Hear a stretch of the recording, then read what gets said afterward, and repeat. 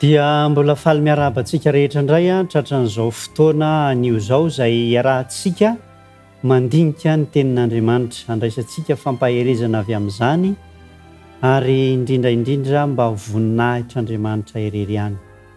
Koa mialohan'ny hanomboantsika ny fandiniana ny tenin'Andriamanitra andraisana ny fampaherezana amin'ity fotoana ity dia andeha isika hiaraka hivavaka isika tompoko.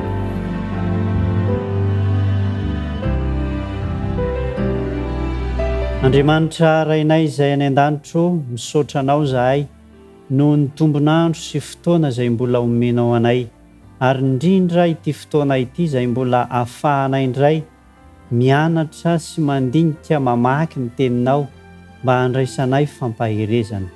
Koa irao ny fanahinao masina hiasa ao anatinay amin'ny saina sy ny fo mba hahatonga anay hahatakatra ny izay tianao ambara ary hampahery anay izany.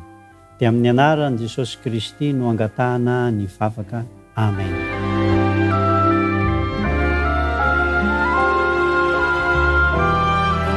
Amin'ity androany ity sika dia hijery lohateny anankiray, dia ny lohatenitsika zany dia hoe mampitondra fahoriana. Rehefa nirahana Mosesy dia araka ny hitantsika omaly sy afakomaly, rehefa nirahana Mosesy dia nisy fifandresen-dahatra teo amin'izy Andriamanitra ary nampiasa ny zavatra kely sy tsotra indrindra teo amin'ny Andriamanitra mba ahafahany manatanteraka izany asa izany. Rehefa teny an-dalana nefa dia nisy toe-zavatra nitranga izay saika nahitany Mosesy loza, dia tsy inona izany fa ny fanadinoana ny famorana ny zanany. Mety hoe tsy fanadinoana koa ilay izy fa mety fanahiniana, na hoe tsy te hila kisa amin'ny vadiny izy ka dia navelany fotsiny ho amin'izao, kanefa izay toe-zavatra izay dia saika nahitan-doza. Androany indray isika dia hijery lohateny anankiray, dia ny zavatra ataon'ny Satana zany izay hahatonga antsika hanana hakiviana. Rehefa nandeha Mosesy hanafaka ny zanak'Israely, dia rehefa tonga amin'ny tany Egypta dia nisy toe-zavatra nitranga. Ny toe-zavatra nitranga dia andeha ho jery antsika ao amin'ny Exodosy 5:9-7. Somary elanelantsika ihany satria tsy hovakintsika amin'ny atsipiriny ny tantaran'seho, fa izay sitomantsika lesona sy fampaherezana no vakintsika. Ka androany zany no vakintsika voalohany dia eo amin'ny Exodosy 5:9-7. Izao ny vaky ny teny: ary hoy izy roa lahy, i Mosesy sy Arona zany, ary hoy izy roa lahy, Andriamanitry ny Hebreo efa niona taminay, koa trarantitra ianao, aoka handeha lalaka-teloana any anefitra izahay hamono zavatra atao fanatitra ho an'i Jehovah Andriamanitray. Fandrao izy hamely anay amin'ny arety mandingana na amin'ny sabatra. Ity zany dia teny nentin'i Mosesy sy i Arona teo anatrehan'ny Farao mba nangataka lalana izy ireo hitondrana ny zanak'Israely tamin'ny mpilaminana no nresahana n'izy ireo izany vaovao mahafaly izany tamin'ny Farao. Dia natao tamin'ny fomba tsotra, ampanajana, trarantitra ianao, aoka izahay handeha hidera sy hanompo an'i Jehovah Andriamanitray. Rehefa mandre an'izany nefa ny fahavalo, ny famonjena, ny fahavalo, ny fanafahana, dia mamorona toe-javatra avy hatrany. Ka nanisika tao an-tsain'ny Farao toe-javatra anankiray ny devoly. Dia tsy inona izany fa nampitondra fahoriana zanak'Israely.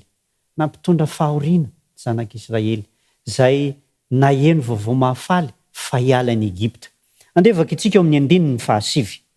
Inona zany fahoriana nampitondran'ny Farao azy zany? Exodosy 5:9-7. Hamafio ny fanompon'ny olona mba hifotorany amin'izany, fa zavela hiaino izay lainga foana izy. Nampirisika zany Farao ataovy mafy ny asa fanompon'ireo zanak'Israely ireo, fa misy teny mahafaly azy ireo zay nentin'ny Mosesy sy Arona, ka aoka tsy ho variana amin'izany teny mahafaly sy teny fampanantenana fa handaony Egypte zany izy ireo, fa aoka hatao mafy ny asa n'izy ireo ka hitondra fahoriana izy ireo amin'izay hadininy zany teny vaovao mahafaly zany. Ry havana malala, fomba fiasan'ny devoly rehefa maheno vaovao mahafaly ny olona anankiray dia ampidiriny Satana ny fahoriana, ampidiriny Satana ny fijaliana ary ataony mihasarotra ny toe-javatra, mamorona fahoriana izy, asiany olana, asiany fanenjehana mba hanadinoana izany vaovao mahafaly izany. Ka dia miaika an'Andriamanitra sy miaika ny vahoaka an'Andriamanitra izy. Eo amin'ny 15 eo mantsy dia miaika an'Andriamanitra i Farao, zao ny teniny: fa hoy Farao, iza moa Jehova no hekeko teny handefasako ny Israely? Tsy fantatro izay Jehova ka tsy halefako Israely. Ampitondrainy fahoriana, ampitondrainy fijaliana, ary tsy vitan'izay fa kiviny, omeny teny mahakivy. Tsy vitany hoe ampitondrainy fahoriana ataony mitombo ny olana, mamorona olana maro samihafa, mety ho eo amin'ny fianakaviana io, mety ho amin'ny fiarahamonina io, mety ho amin'ny asa. Ohatran'ity ataony ity, ny asa mihitsy no asiany olana. Rehefa maheno vaovao mahafaly momba ny famonjena ianao dia avy Satana mametrakolana amin'izany rehetra izany mba hanadinoanao ilay vaovao mahafaly n'Andriamanitra izay miantsonao amin'ny famonjena.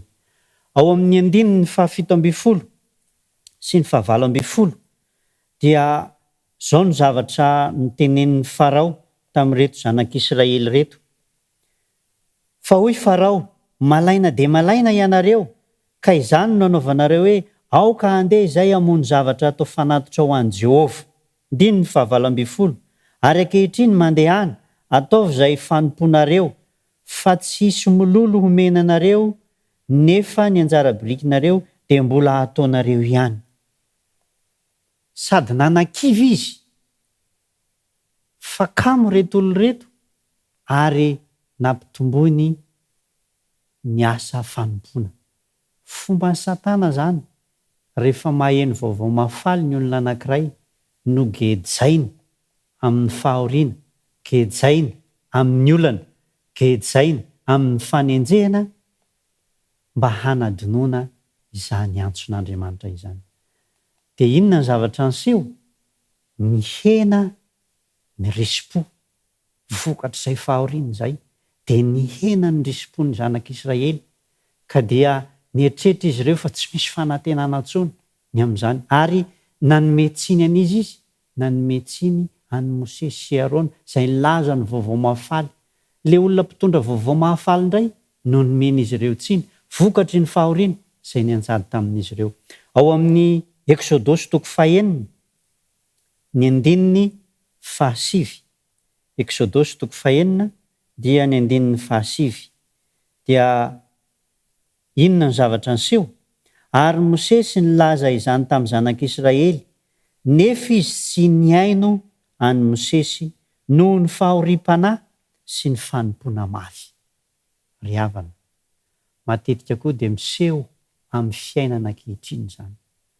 Rehefa misy antso ataon'Andriamanitra, rehefa misy vaovao mahafaly entin'ny mpanompon'Andriamanitra, dia gejainy Satana amin'ny fahasahiranana, amin'ny olana, amin'ny fahoriana, amin'ny fanenjehana isika, mba hahatonga antsika tsy harisika hanatona an'Andriamanitra, ary miteraka olana sy fahakiviana eo amin'ny fiainantsika izany. Na izany aza nefa aza adino fa na dia teo azy zany toe-javatra izany dia tsy nanadino Andriamanitra. Ndeha vakitsika ane ao amin'ny 9, Exodosy 9 ka ny 9. Koa lazao amin'ny zanak'Israely hoe, izaho ny Jehova, ary hitondra anareo hivoaka ho afaka amin'ny fanompona mafy nampanaovin'ny Egyptiana nareo aho ka hanafaka anareo amin'ny fanompona azy ary sandry intsitra sy fitsarana lehibe no amonjeko anareo.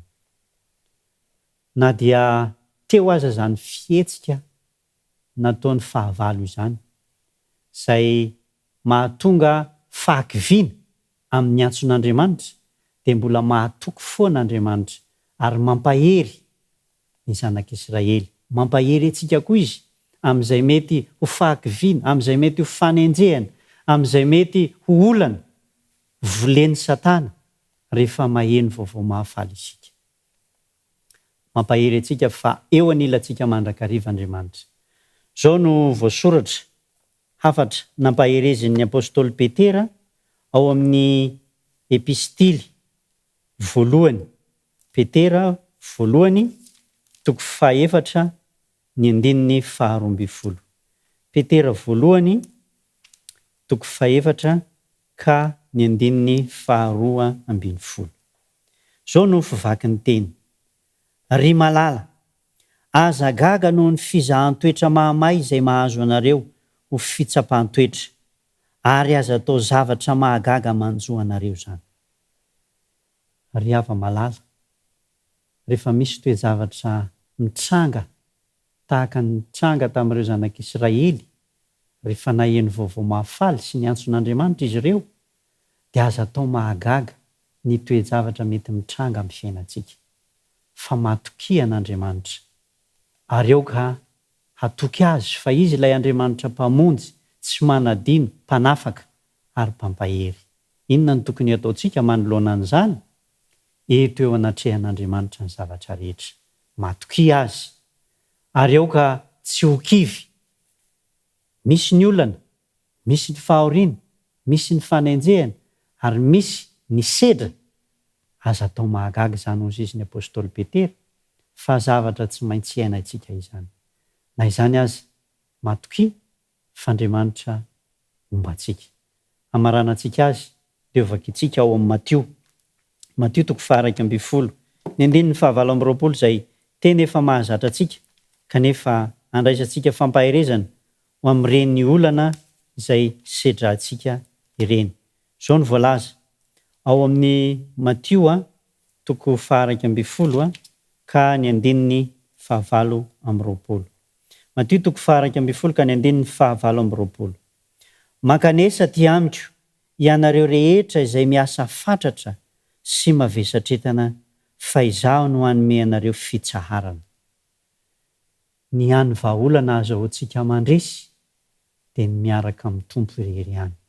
Na dia volen'ny Satana aza ny olana, na dia volen'ny Satana aza ny fahoriana, na dia volen'ny Satana aza ny fanenjehana mba hahakivy atsika, na dia ataony misedra sy mizaka eta mavesatra aza isika noho ny fandrenesantsika ny vaovao mahafaly, ny famonjena, dia aza kivy.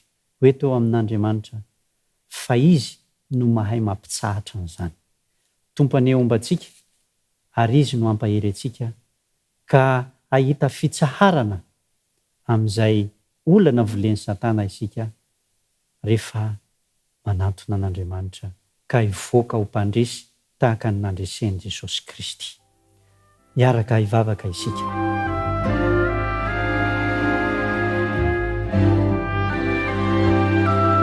Andriamanitra rainay izay ny an-danitra, mbola misaotra anao hatrany zahay satria fantatray sy takatray fa rehefa hamonjy ianao, Satana kosa mamboly olana sy mamboly fanenjehana ary mamboly fahoriana mba tsy hahafahanay manantona anao amin'izany antso-pamonjena izany. Ko ankehitriny meo anay ny hery ny fanahinao masina, meo anay ny hery ara-batana, meo anay ny hery ara-tsaina ary meo herim-po izahay mba azahoanay manantona anao amin'ny mpahasahiana, amin'ny mpahatokiana mba handresenay an'ireny fahoriana volen'ny Satana ireny, ka dia ho mpandresy tahaka ny nandresen'i Jesosy Kristy izahay. Manao rery ihany ny voninahitra ho aminay kosa ny fiadananao sy ny fahasoavan'i Jesosy Kristy. Ary izany vavaka izany dia angatahanay sy tonononay amin'ny anaran'i Jesosy Kristy irery ihany, ilay tompo sy mpamonjy ny fiainanay. Sotra ra eo. Amen.